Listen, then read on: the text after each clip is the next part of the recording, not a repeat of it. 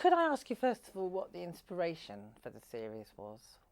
The inspiration, yeah, it was a birthday. I was coming up to 40, and we found out that Richard Briers was also coming up to 40. So John and I, John Esmond, we started talking about being 40 and said, well, it's one of those oh God ages, you know, it's oh God, what's gone wrong, and oh God, where have I got to, and oh God, where am I going? And so we started with the idea of a man on his 40th birthday, just totally fed up with doing what he did, finding it nonsensical and silly. And we said, what if he wanted to break out? What if he wanted to have a little revolution? What would he do? And you get into the sailing around the world, or you know, living on a desert island, and we discarded those and just said self-sufficiency. It just came as an idea, but it came second to being 40. And in self-sufficiency, we thought this was a bloke who had thought he'd found a way out the rat race. That was the inspiration. Had you ever lived that way yourself? No, no, nowhere near it. Not even tried it. No, nor Richard Briers. How did the partnership with John evolve?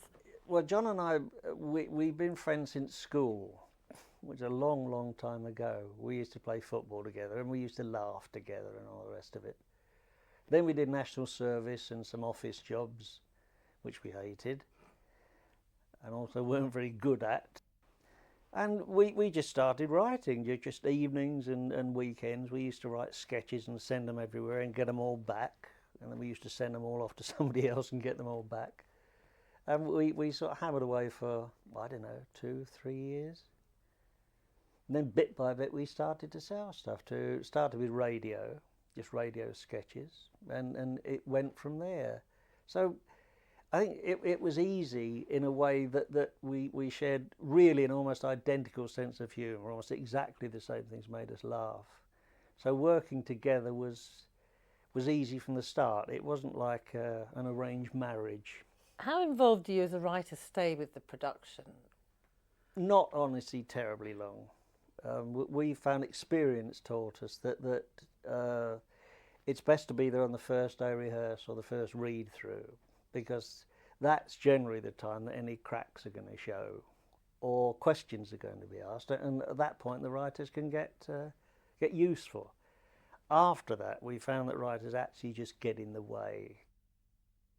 So that's about the total involvement, unless anything went wrong in the week, in which case we were on hand. But as you know, it's such a quick turnaround, a comedy series. It is just a week. So I mean, by and large, it's got to be fairly right from the start. And how about casting? How involved are you, given that this series is very much an ensemble piece? Yes. How involved were you in the casting process? Well, John Howard Davis, who directed it, produced it, was very good. He liked the writers involved. I mean, he liked to talk about how we saw the characters, what sort of people we thought they'd be. So we were involved, but not perhaps overly helpful. Richard Briers was already there. I mean, the BBC brief was that they were looking to bring Richard Briers back to a situation comedy. So we knew about Richard. The only helpful suggestion we made was Penny Keith, but to our eternal shame we didn't identify her as a considerably good stage actress and television actress. We identified her as a girl in the Benson and Hedges commercial, and we couldn't even remember her name. We said, what about the girl in the television commercial?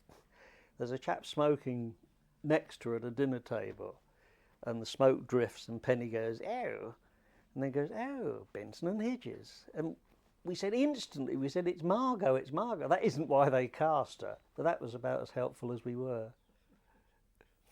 There's a fundamental fondness between the characters in this particular series. Do you think this is a major factor in the success of this particular show?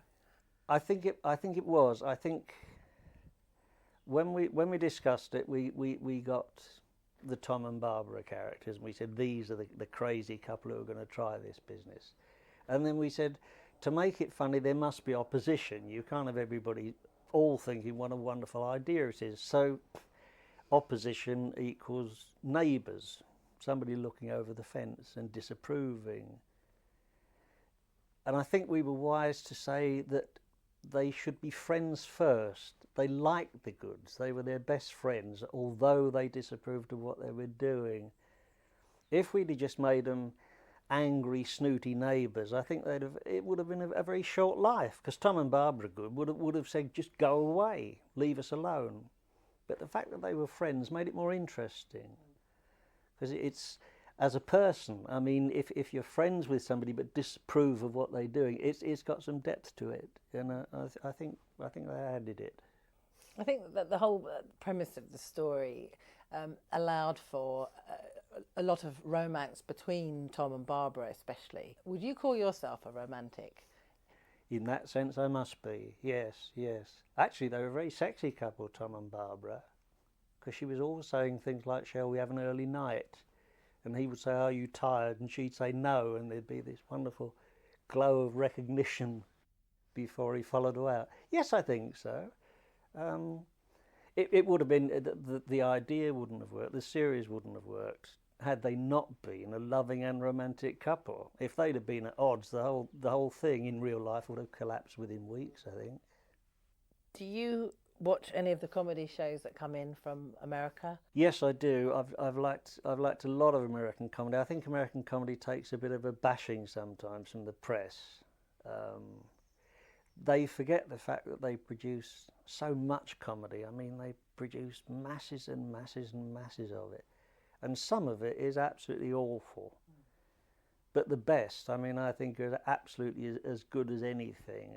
I mean, shows like Frasier, which I think is now going off because I think it's been going too long. But wonderful. I mean, that was a little oasis of sort of civilization. Seinfeld, we're still watching repeats of Seinfeld, which ended 4 years ago, which I just think is as funny as anything I've ever seen.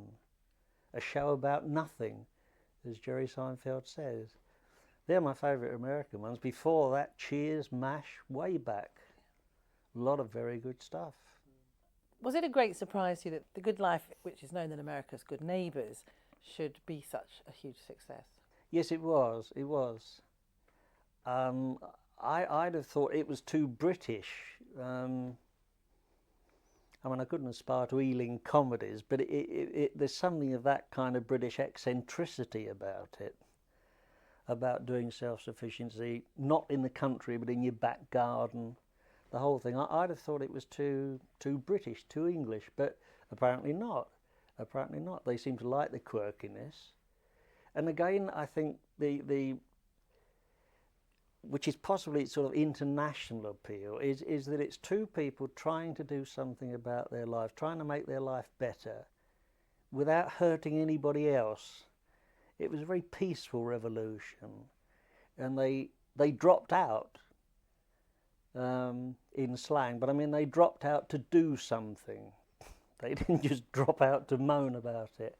I think that's got something which maybe appeals to almost anybody. I don't know.